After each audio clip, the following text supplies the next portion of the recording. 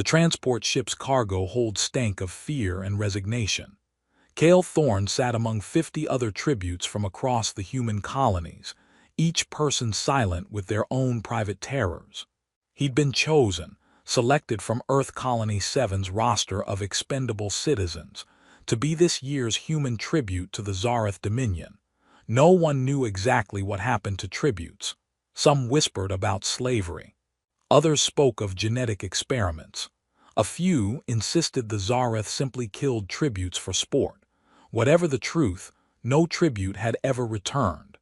Cale had spent his 24 years as a structural engineer, designing habitat modules for the colony's expansion. Useful work, quiet work, the kind of life that should have kept him invisible to the attention of galactic overlords. But the lottery didn't care about should-haves. The ship shuddered as it dropped out of faster-than-light travel. Through the narrow viewport, Cale caught his first glimpse of Crystallos, the Zareth homeworld. It hung against the void like a massive jewel, its surface covered in crystalline structures that caught and refracted the light of its binary suns. Beautiful and terrifying. Guards, Zareth soldiers whose elongated ears marked them as the dominant species, began herding tributes toward the docking bay. Cale moved with the crowd, his engineer's mind automatically cataloging details. Energy field generators integrated into the walls, gravity plating that felt smoother than anything humanity had managed, air that smelled faintly of ozone and something floral. The Zareth were humanoid enough that human brains processed them as familiar, but different enough to trigger constant, uncanny valley responses. Taller than humans by half a meter on average. Skin in shades of gold and amber. Those distinctive ears, capable of independent movement and incredibly expressive to those who knew how to read them. And the power. Even the lowest-ranking Zareth guard moved with casual strength that suggested they could snap a human in half without effort. The tributes were separated by species. Cale found himself alone as the only human. Apparently, humanity was considered so insignificant that one representative sufficed. The other tributes were from species he barely recognized. Crystalline beings from the Vex cluster, massive insectoid creatures from the Hive worlds, graceful amphibians from the water moon of Tethys Prime. They were herded through corridors of impossible beauty.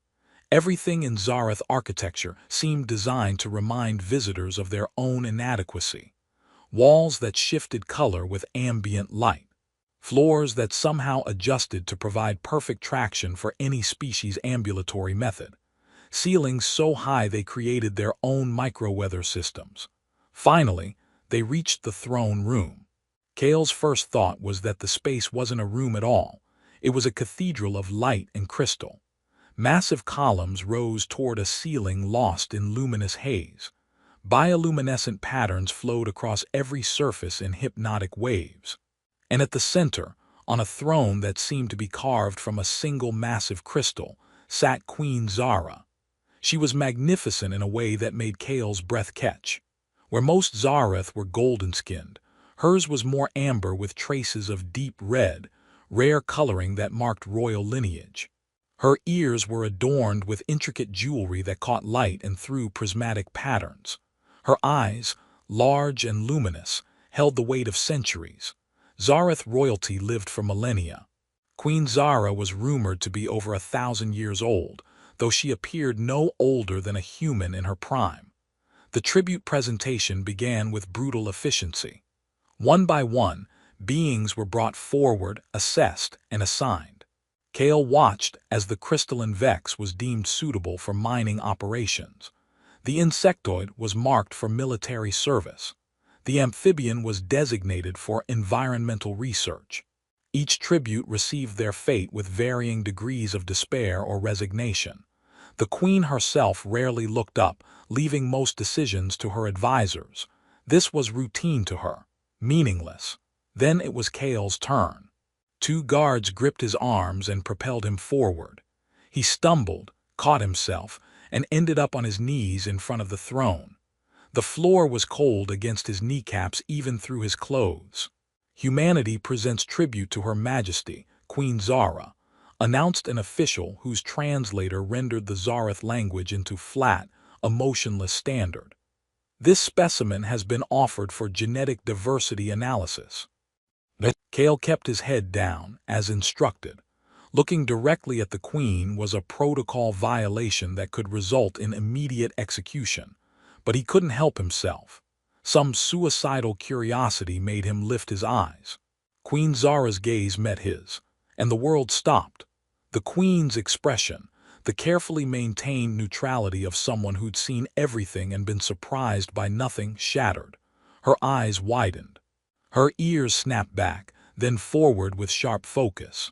Her hands gripped the arms of her throne with enough force that Kale heard crystal creak. "Impossible," she whispered, but the throne room's acoustics carried her voice to every corner. Complete silence fell.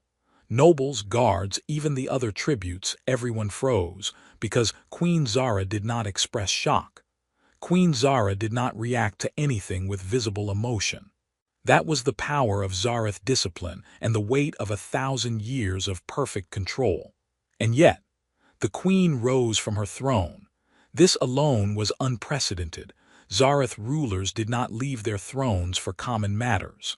But Queen Zara descended the crystal steps with movements that suggested she'd forgotten anyone else existed. She crossed the distance to Kale like someone moving through a dream. "Your genetic signature." Her voice was steadier now, but Kale heard the tremor underneath. "Show me your hand." Kale's mind screamed warnings about protocol violations and certain death, but his hand moved almost of its own accord. He extended it, palm up. Queen Zara placed her hand against his. The contact sent electricity up Kale's arm, not painful but shocking in its intensity. Physical touch was rare among Zarath, especially with members of lesser species. But the Queen's fingers pressed against his palm and her eyes closed. "The Alpha-Omega sequence," she breathed. "The genetic marker of the unifier, from the ancient prophecy." The throne room erupted. Nobles' ears pulled back in shock and fear. Advisors began talking rapidly in Zarath, too fast for the translators to render properly. Guards moved hands to weapons, uncertain what threat this represented. "What prophecy?" Kale managed, his voice hoarse. "What are you talking about?" Queen Zara opened her eyes, and for the first time Kale saw something in them besides ancient authority. He saw confusion, wonder, and fear. "Who are you, human?" she asked, though she didn't release his hand. "I'm nobody, Kale Thorne. Structural engineer from Earth Colony 7. I was drafted in the tribute lottery. That's all, I'm nobody special." "No," the Queen's grip tightened. "You are the being prophesied to alter the fate of the galaxy. You stand at the center of a prophecy written thousands of years before your species achieved spaceflight." "And she paused, and Kale saw her throat work with emotion she was trying to suppress. "I don't know if I'm supposed to kill you or protect you." Kale's understanding of reality fractured. He'd come here expecting death or slavery. He'd steeled himself for pain, for degradation, for the end of any meaningful existence. He had not prepared for this. "Your Majesty," one of the advisors dared to speak, a silver-haired Zarath whose elaborate jewelry marked him as high-ranking nobility. "Surely this is a mistake. Humans are the youngest spacefaring species. They cannot possibly." "Lord Vrex, you will be silent." The Queen's voice carried absolute authority. She finally released Kale's hand but didn't step back. "Take this human to the royal guest chambers. Post guards at every entrance. No one is to approach him without my express permission.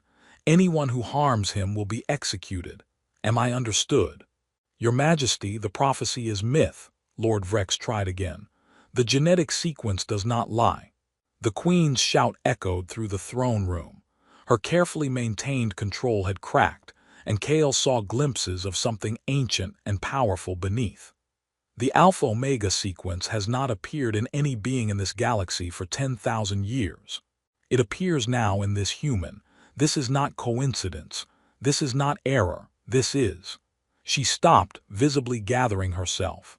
"This requires investigation. Until I understand what this means, Kale Thorn of Earth is under royal protection. Defy this order at your peril." The guards surrounding Kale looked uncertain but followed orders. They hauled him to his feet, gentler than before, and began escorting him out of the throne room. As he was led away, Kale looked back. Queen Zara stood where he'd left her, one hand pressed to her chest, as if trying to contain her own heartbeat. Her eyes followed him with an intensity that should have felt threatening. Instead, it felt like being seen for the first time in his life. The corridors blurred past. The guards said nothing.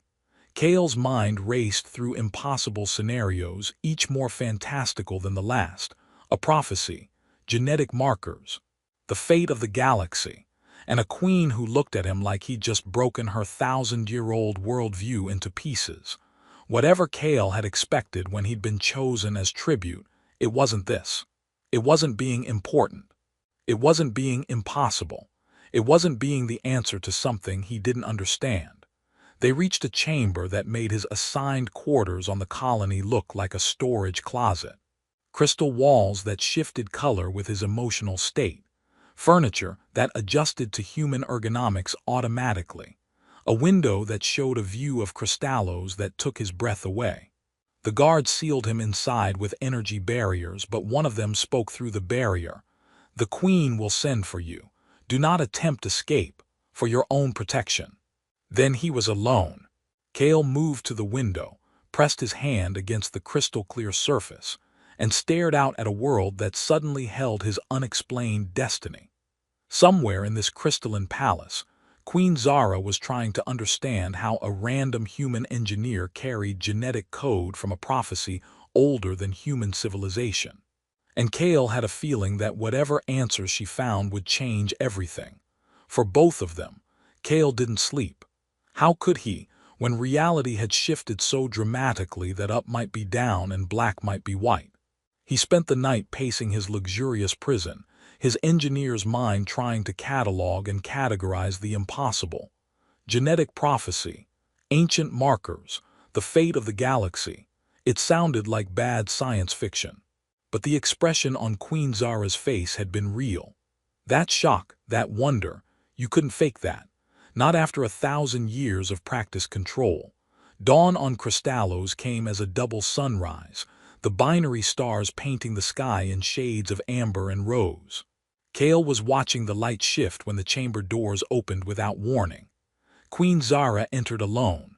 No guards, no advisors, just her, dressed more simply than she'd been in the throne room, though simply for Zareth royalty still meant clothing that probably cost more than Earth Colony 7's entire annual budget. "You didn't sleep," she observed, her eyes taking in his disheveled state. "Would you in my position?" Fair point. She moved to stand beside him at the window, though she maintained a careful distance. "I've spent the night researching. I need to show you something." She produced a holographic projector, a small crystal that expanded into a massive display when activated. Genetic sequences filled the air between them, complex chains of code that meant nothing to Kale's engineer training. "This," Queen Zara indicated one particular sequence, "is what we call the Alpha-Omega pattern. It appears in the genetic code of every sentient species in the galaxy. Not identical, but recognizable, like a signature left by something ancient. Like a common ancestor." Kale guessed. Exactly. 10,000 years ago, before the Zareth Empire, before most of the civilizations we know today, there existed what we call the ancient races. They were the first to achieve galactic civilization. They created vast works, advanced technology far beyond what we have now, and then, she paused. They vanished. Nearly all trace of them was lost. But they left behind a prophecy. They left behind many things. The prophecy was discovered 3,000 years ago in a ruined archive. It spoke of a time when the galaxy would be torn by war, which it was. It predicted that in those dark times, a being would arise carrying the pure Alpha-Omega sequence. Not the diluted version we all carry, but the original, complete pattern. This being, the unifier, would have the capability to bridge all species, to create understanding where only conflict existed. Kale studied the genetic patterns with growing unease. And you think I carry this pattern? I don't think. I know. Queen Zara's finger moved through the holographic display, highlighting sections. I had your genetic code analyzed last night. Every physician, every geneticist available, they all confirmed it. Your DNA contains the alpha-omega sequence in its purest form. The last recorded instance of this sequence was 10,000 years ago, in one of the ancient races themselves. But I'm human. We've barely been in space for a few hundred years. How could I possibly carry ancient genetic code? That, Queen Zara said, her ears swiveling to focus entirely on him, is the question that kept me awake all night. She manipulated the display again, bringing up different data. Tell me about your ancestry, your family history. Kale thought back to the limited information he knew. My family has been part of Earth Colony 7 since its founding 300 years ago, but before that, he paused. Earth went through something called the Dissolution Wars about 1,000 years ago. Most historical records were lost. Genetic databases were destroyed. We know Earth existed before that, but details are fragmentary. And where was Earth before colonization? What was its original location in the galaxy? We're not entirely sure. The coordinates were lost in the dissolution. We've been trying to locate humanity's origin point for centuries, but Kale felt something click in his mind. You think Earth isn't where humanity originated? I think, Queen Zara said carefully, that humanity might be the descendants of one of the ancient races. The Irith specifically. They were known for genetic engineering, for attempting to create a species that could unite the galaxy through biological compatibility rather than conquest. The implications crashed over Kale like a wave. You're saying humans are ancient beings who forgot their own history. I'm saying it's possible. The Irith vanished 10,000 years ago. Their homeworld was never found. But there are records of them establishing hidden colonies, places where they could preserve their work if the Galactic Wars destroyed everything else. Queen Zara turned to face him fully. What if Earth was one of those colonies? What if humanity is the last remnant of the Irith, genetically preserved but culturally lost? Kale couldn't find words. That's insane. Is it more insane than a random human carrying genetic code from an ancient prophecy? Fair point. They stood in silence while Kale tried to process this. His entire understanding of human history, of what it meant to be human, was being rewritten in real time. There's something else, Queen Zara said, her voice quieter now. The prophecy doesn't just predict the Unifier's arrival, it warns about the choice they must make. What choice? The Unifier will have the power to unite the galaxy. But the prophecy states they will face a terrible cost. They must either sacrifice their own life to achieve unity or lose what they value most. Her eyes met his, and Kale saw genuine concern there. The prophecy is not a promise of victory, Kale. It's a warning of tragedy. So you're telling me I'm destined to either die or watch something I care about be destroyed. That's the future you're offering. I'm telling you what the prophecy says. But Kale, prophecies aren't always literal. They're interpretations, possibilities. 10,000 years of linguistic drift make certainty impossible. She moved closer, and Kale caught a scent like ozone and something floral, whatever natural pheromones Zareth produced. I brought you here to give you information. What you do with it is your choice.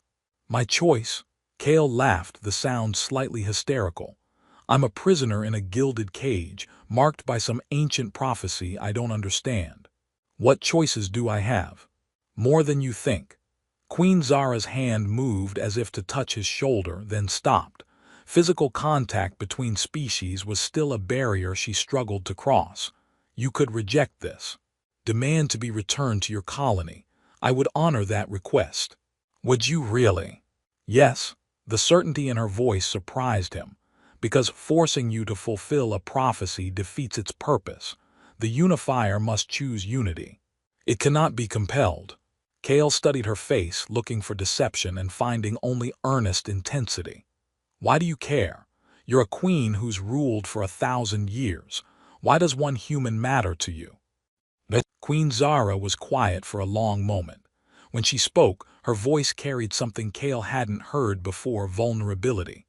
Because in 1,000 years I have maintained order through strength, through discipline, through ensuring that the Zarath remain dominant and all other species know their place in the hierarchy. Her ears drooped slightly, a gesture of sadness, and I have wondered every day for centuries if there was another way. If strength alone was enough. If the galaxy could ever know peace instead of just enforced compliance. She looked directly at him. You represent the possibility that I was wrong. That strength isn't the only path. That someone, some being, could unite species not through dominance but through connection. If that's possible, if you represent that possibility, then you matter more than any single decision I've made in my entire reign. The raw honesty of it stunned Kale into silence. This wasn't just about prophecy anymore. This was about a ruler who'd carried the weight of an empire for a millennium, questioning whether it had all been necessary. I don't know if I can be what you need, Kale said finally. I'm just an engineer. I fix things. I build things. I don't unite galaxies. Perhaps Kale grabbed a decorative crystal from the nearest table, worth probably more than his entire colony, but currently serving as an improvised weapon, and hurled it at the nearest assassin. It shattered against armor, but the distraction gave Kale half a second to reach the chamber's control panel. His fingers flew over the interface. He might not speak fluent Zarath, but engineering principles were universal. Find the power conduit, overload it, create a flashbang effect that would blind the assassin's enhanced optics. The panel exploded with light and sound. The assassin stumbled. It bought Kale maybe 3 seconds. Not enough. The lead assassin recovered, weapon raised, and Kale knew he was going to die here. He'd survived being human tribute only to be murdered by his host's own people. Then the chamber doors exploded inward. Queen Zara entered like a force of nature. Kale had seen her regal, had seen her thoughtful, had seen her vulnerable. He had never seen her as a warrior. It was terrifying and magnificent. Zarath royalty didn't just live for millennia, they trained for millennia. Zara moved through the assassins like water, each movement precise and devastating. The first attacker went down with a strike to the throat that collapsed their windpipe. The second tried to fire their weapon and found it torn from their hands. The third managed to land a blade strike against Zara's ribs before being thrown bodily through a crystal wall. The fight lasted maybe 20 seconds. When it was over, all 3 assassins were incapacitated or dead. And Queen Zara stood in the center of the devastation, bleeding from the knife wound but still on her feet, her chest heaving with exertion. Kale, she said, her voice strained, are you hurt? No, I'm fine, you're not. Kale moved toward her as she swayed. You need medical attention. It's nothing. Zarath physiology is different from human, yes, but you're still bleeding. Kale caught her as she stumbled, and the fact that she let him support her weight told him exactly how serious the injury was. Where's your medical center? 2 levels down, but Kale, I need to. You need to not die. Everything else can wait.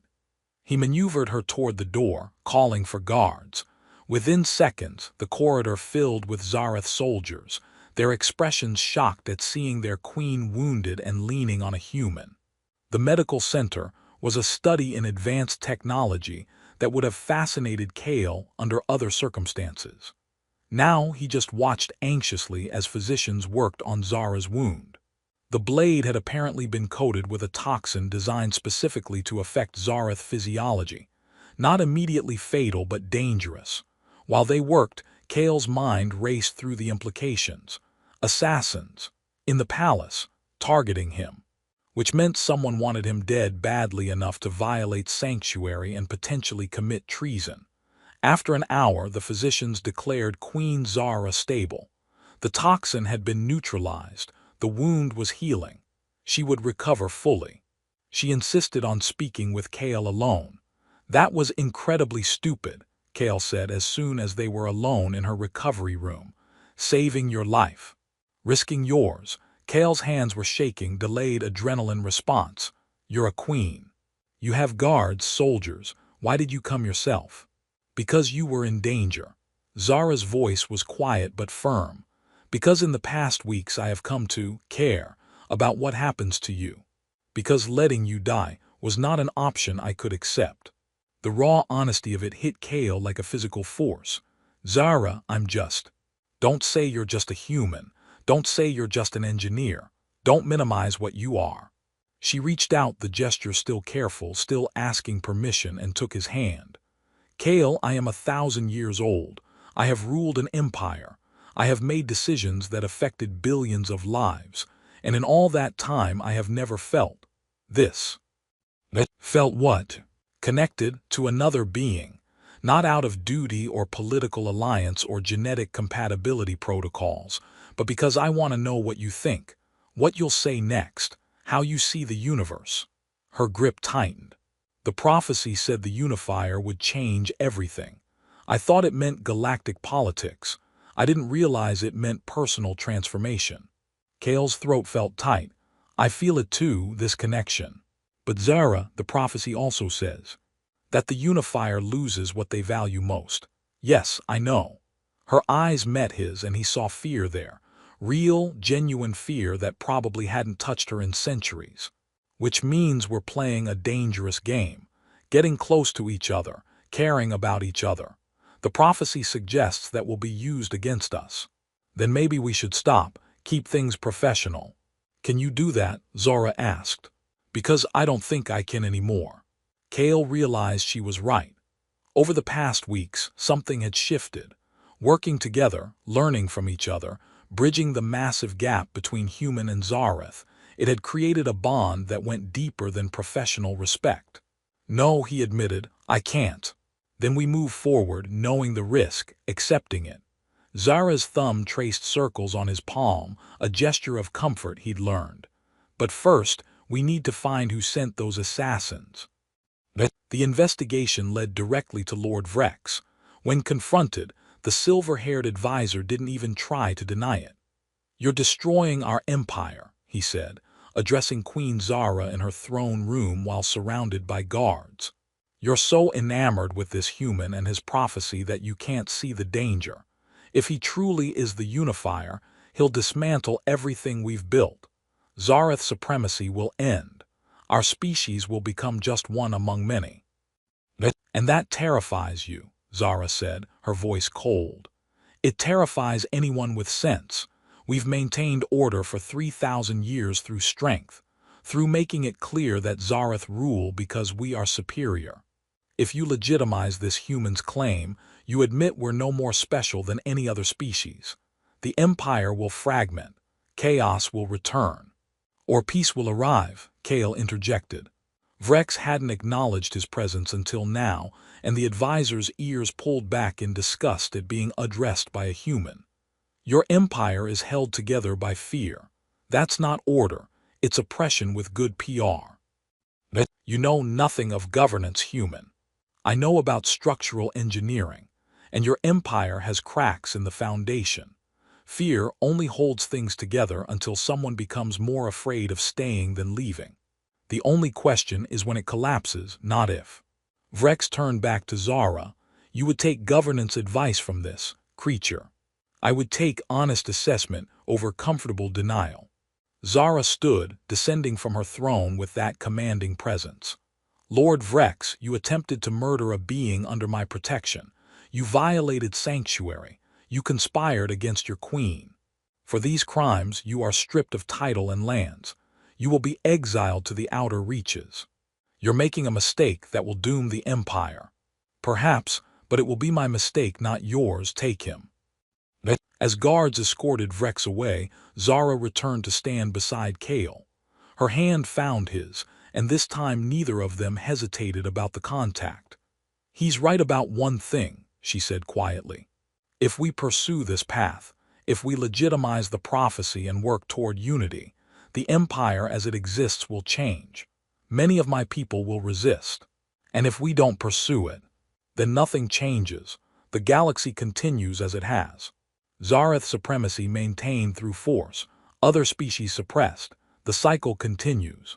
Kale thought about his colony, about billions of humans living under the weight of Zareth dominance, always aware they were considered lesser.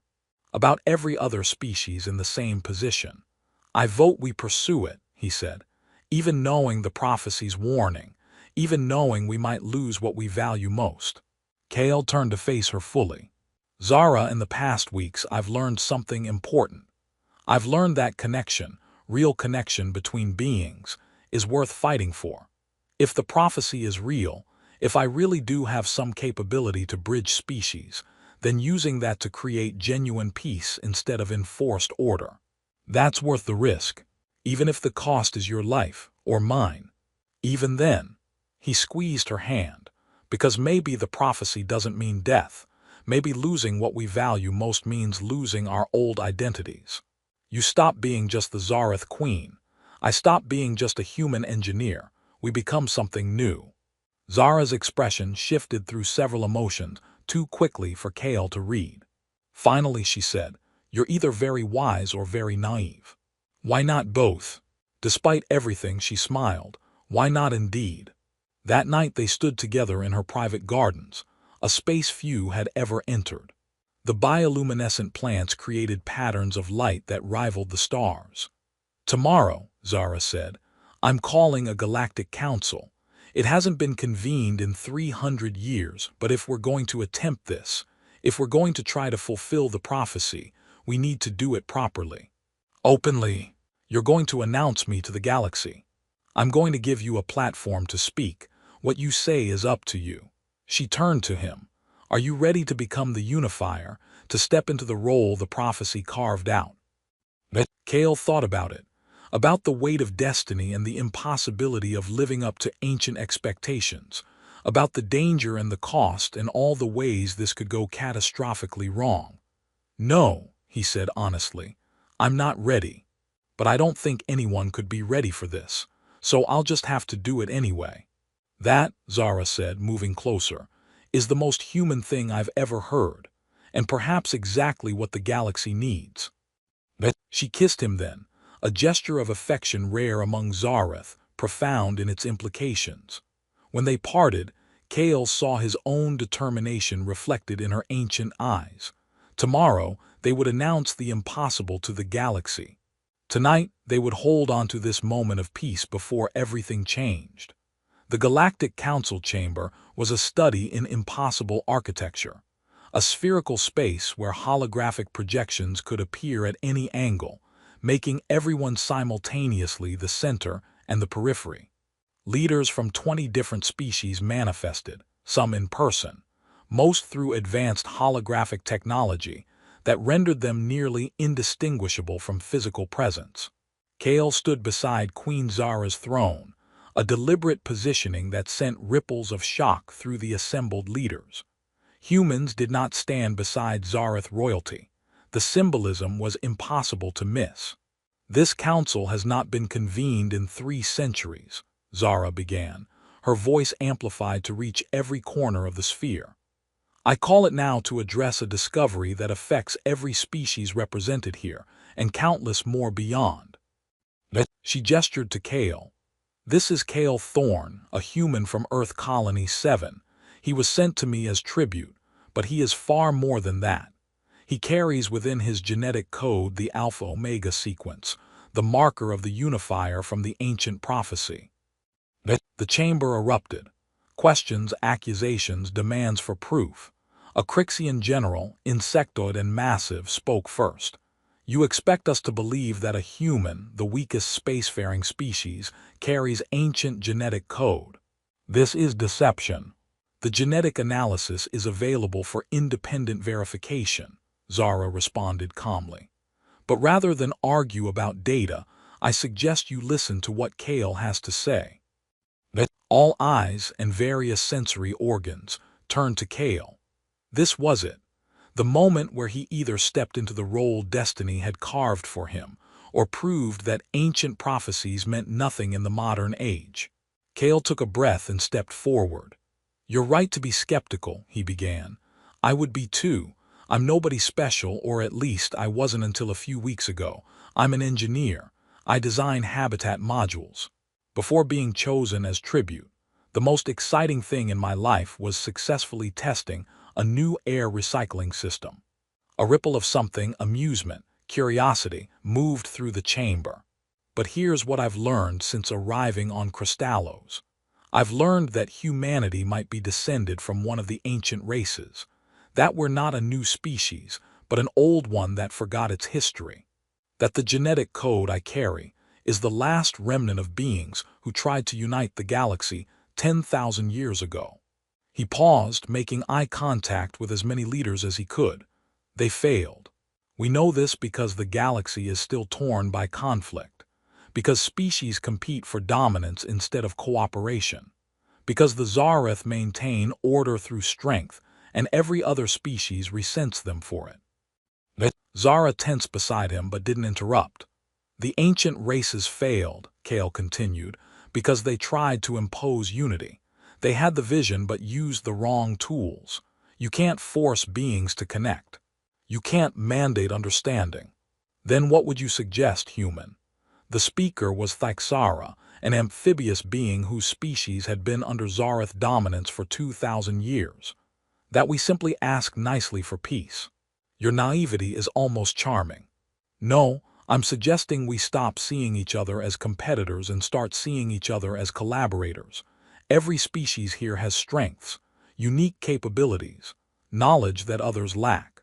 What if instead of fighting over which species should rule, we built a framework where every species contributes what they do best?" "That's idealistic nonsense," the Crixian general said. "Species compete. It's evolutionary reality." "Is it?" Kale challenged. "Because humans survived not by being the strongest or the fastest. We survived by cooperating, by building communities, by recognizing that working together let us accomplish what we never could alone." He activated a holographic display he'd prepared with Zara's help. "I've run simulations, mathematical models of galactic society.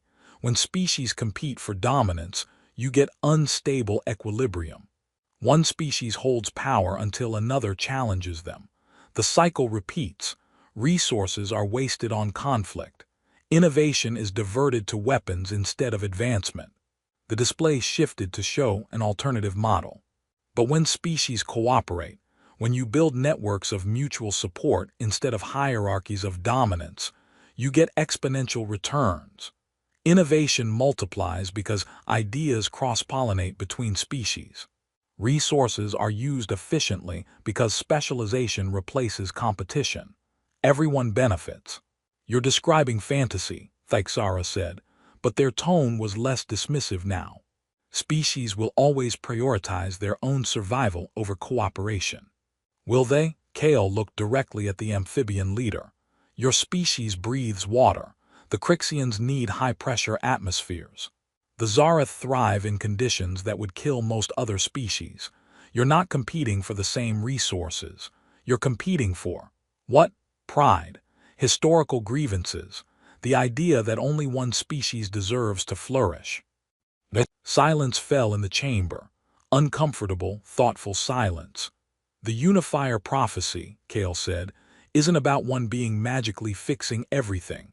It's about someone demonstrating that cooperation is possible, that different species can connect if they choose to, that the future doesn't have to repeat the past." "Beautiful words," the Crixian general said, "but words don't change reality." "No, actions do." Kale turned to Queen Zara. "Which is why I'm proposing something radical, an experiment. Let representatives from every species in this council come to Crystallos, not as tributes, not as subjects, as equals, working together on a single project that requires every species' unique capabilities." "And what project would this be?" Zara asked, though Kale knew she already knew they'd planned this together.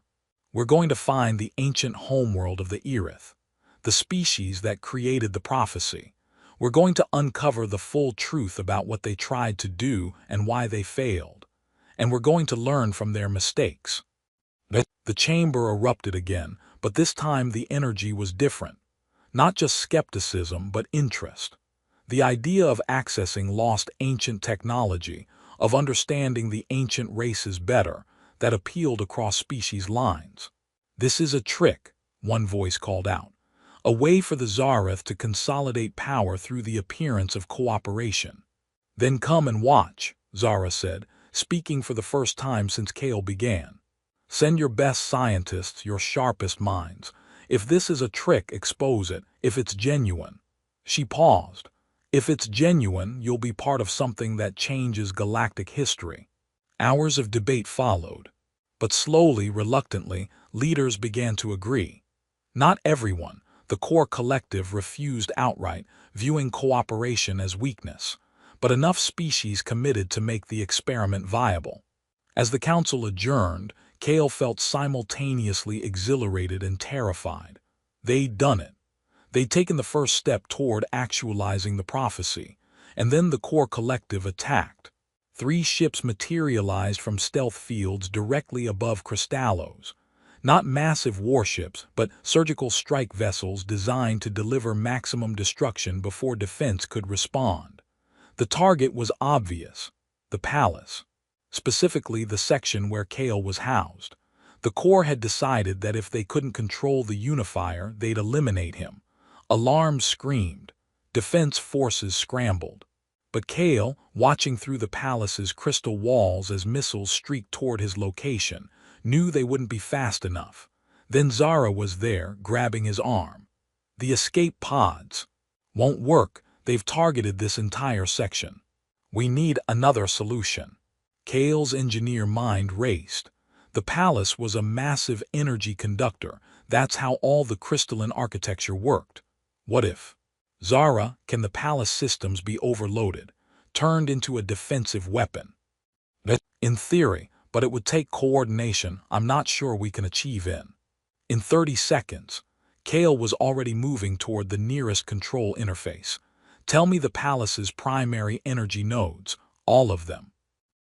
Zara rattled off locations while Kale's fingers flew over controls. He'd spent weeks studying Zareth technology, learning its principles. Now he was applying everything he knew to an impossible task: link the nodes.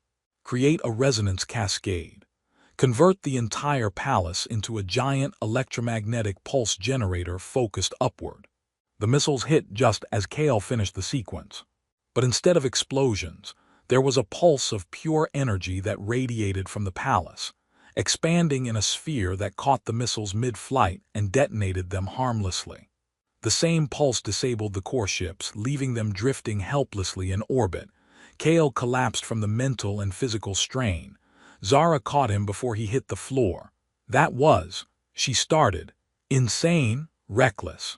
Never to be attempted by anyone with basic self-preservation instincts. I was going to say brilliant. She held him while his nervous system recovered from what he'd just done. You saved thousands of lives, including mine. Equal trade, Kale managed. You saved mine first. Around them, the palace guards and staff were processing what had just happened. A human had used Zareth technology in a way no Zareth had conceived, defending the palace and the queen with improvisation and desperate ingenuity. The story would spread. Within days, the entire galaxy would know. The recovery took weeks. Diplomatic incidents with the core collective, formal investigations, and the beginning of what they'd promised, the search for the ancient Erith homeworld. The joint expedition was unprecedented. Scientists and specialists from 15 species working together on Crystallos, despite centuries of mutual distrust. There were fights, misunderstandings, near disasters. But there were also breakthroughs. One night, Zara found Kale in the research center, studying the latest scan results. You're not sleeping again. Can't, we're close, I can feel it. The Erith homeworld, it's not where we thought. The coordinates are encoded in my genetic sequence itself. That's what the Alpha-Omega pattern really is. Not just a marker, but a map. Zara moved to stand beside him, and the casual intimacy of the gesture still made Kale's heart skip. Over the past months, they'd grown close in ways that scandalized both their peoples and somehow didn't care.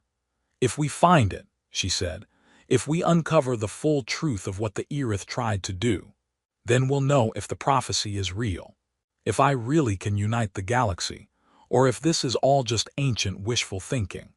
And if it's real, if you are the unifier," Zara's voice was soft, "what about the cost, the prophecy's warning?" Kale took her hand. "Then I'll pay it. Whatever it is. Because Zara, I've seen what cooperation looks like. I've watched beings who have hated each other for millennia start to work together. I've seen the beginning of something beautiful. If preserving that costs me my life or costs us." He couldn't finish. "Then we'll face it together," Zara said firmly. "The prophecy said you'd lose what you value most, but it didn't say I'd let that happen without a fight." They stood together, hands clasped, staring at the data that would lead them to humanity's lost origins. And in that moment, Kale realized the prophecy might already be fulfilled.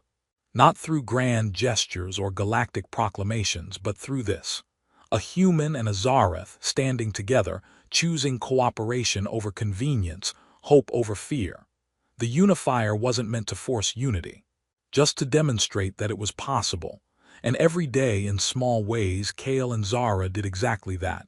The galaxy was watching, some with hope, some with fear, but everyone was watching, and slowly, impossibly, things began to change.